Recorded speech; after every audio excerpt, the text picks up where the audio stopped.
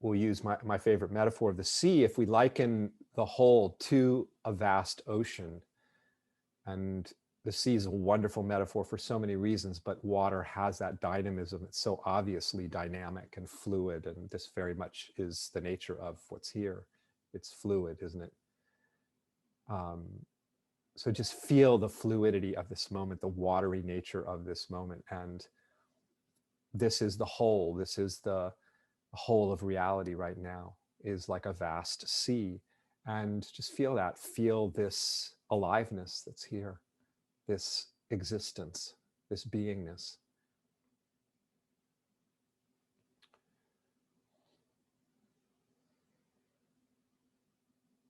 And as you sit here with your eyes open or closed, it doesn't matter.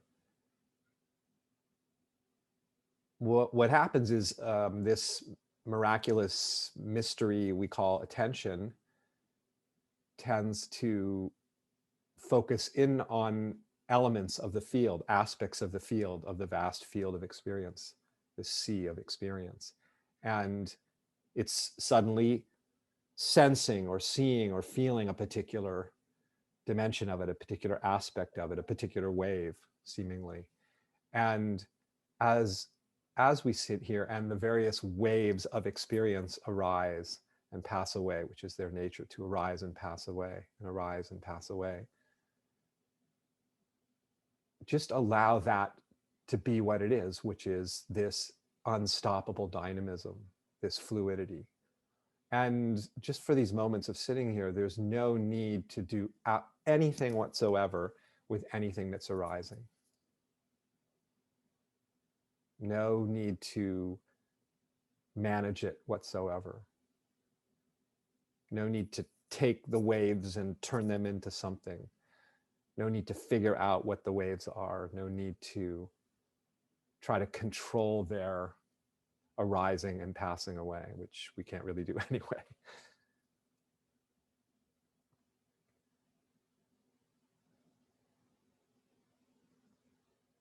So the waves are made of water. Their nature is the water, the sea of life itself, aren't they? Every single wave, every single thing that we might call a thought, every single wave that we might refer to as an emotion, every wave of experience we might call a sensation, every sound, every sight, every tactile sense, every flickering of memory, every imagined scenario, all of it, all these waves of phenomena are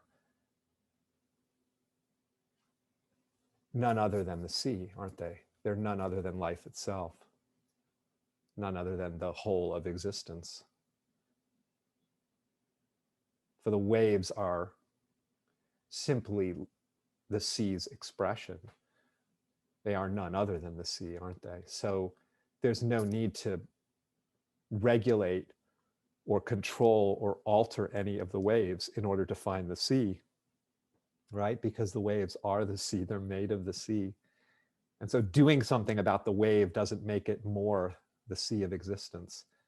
Every wave is none other than life itself, none other than existence itself.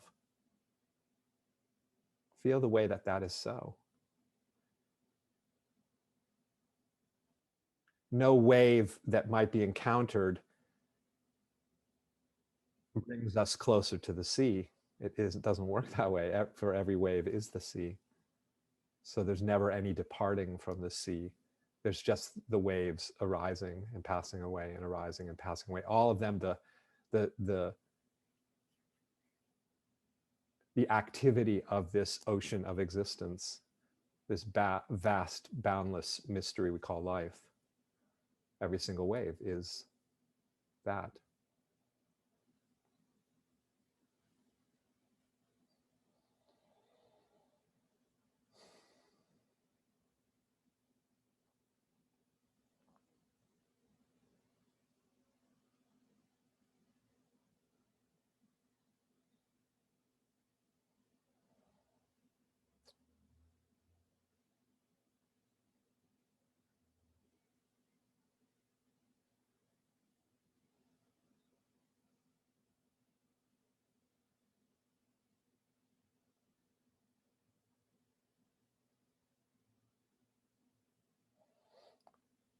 So as consciousness or attention or whatever sort of travels around the vast sea of experience in all of its seeming distinctive wave-like appearances,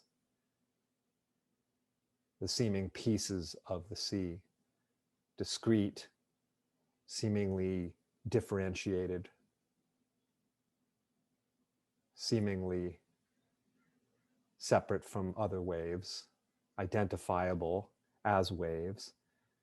Just see that no matter where consciousness travels in the sea, this infinite sea of reality that we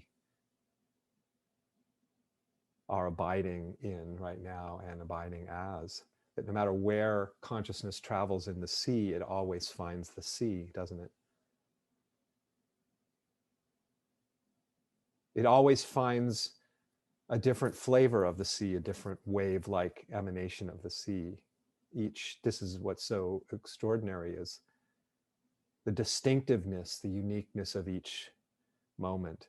And yet it's always the upwelling of this mysterious sea of life, of presence.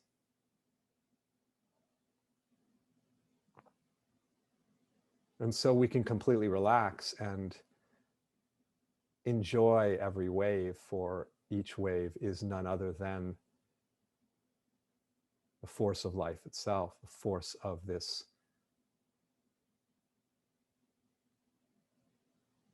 that has no name, has no definition,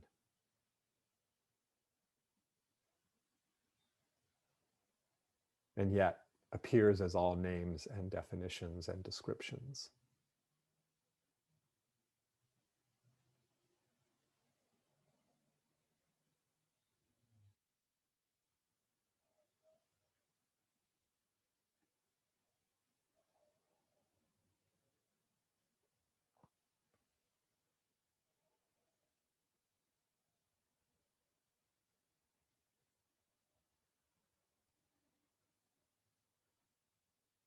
We imagine when certain waves arise that we have to fix those waves somehow. We have to alter them in order to be okay, and in order to feel at home again, to feel at peace again, to feel connected with the ground, with reality, with.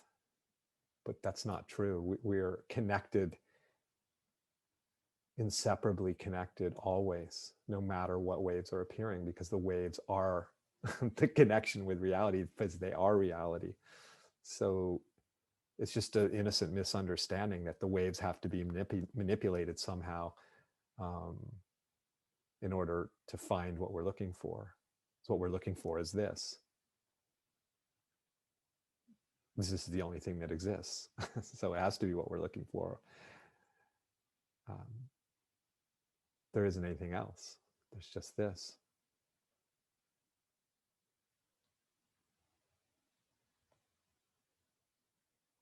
And and yet this is not static either, is it? This is constantly revising itself, updating itself in each instant. Each instant it's fresh.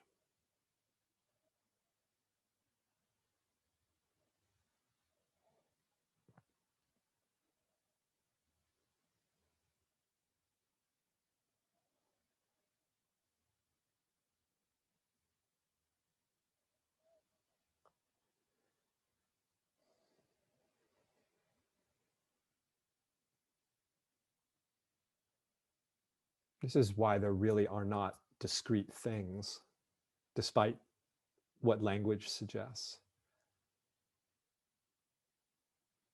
Because how can something that is dissolving no sooner than it appears, how can it be a thing when it's on the move? How can it have any definite form or shape? I mean, it looks like there's forms, but the forms are dynamic. And so in a sense, there is no set form to anything, because everything is reforming itself each instant, literally. Like, so the forms are not really forms. Nothing's holding still. Feel how extraordinary that is, that that there's this constant, it's like a unfolding, like a ceaseless unfolding. It's like always at the crest of the waves, always cresting into the next, into the next. It's never quite like, oh, now it's stopped. It stopped unfolding.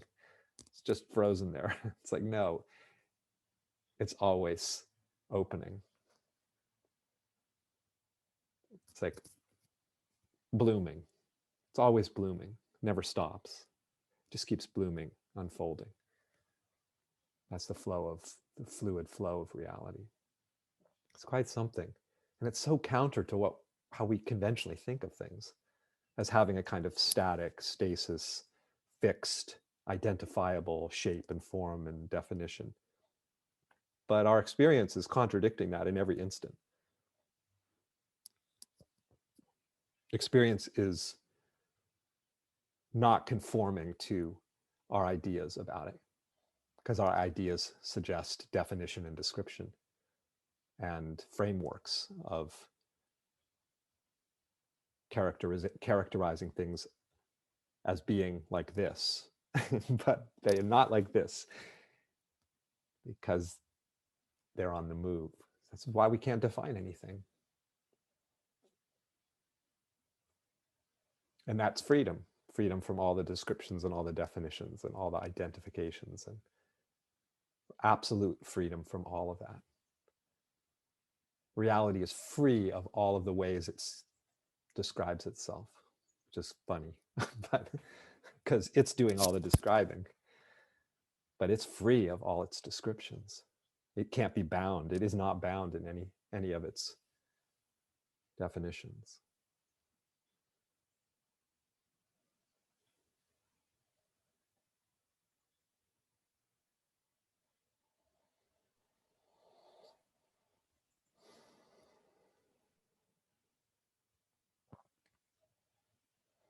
So we don't have to alter this moment to be home, because every moment is home. Every moment is the home of existence, showing up as that particular version of itself.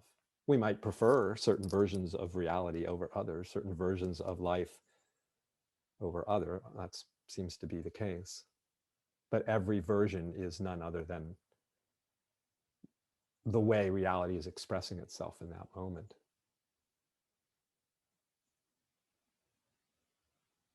So the privileging of certain aspects of reality over other aspects is just a misperception of the wholeness of this, the singularity of this, the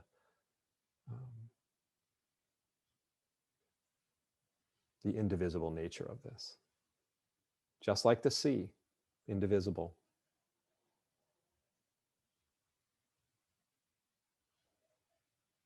And yet showing up as all this apparent separation and distinction. Very paradoxical.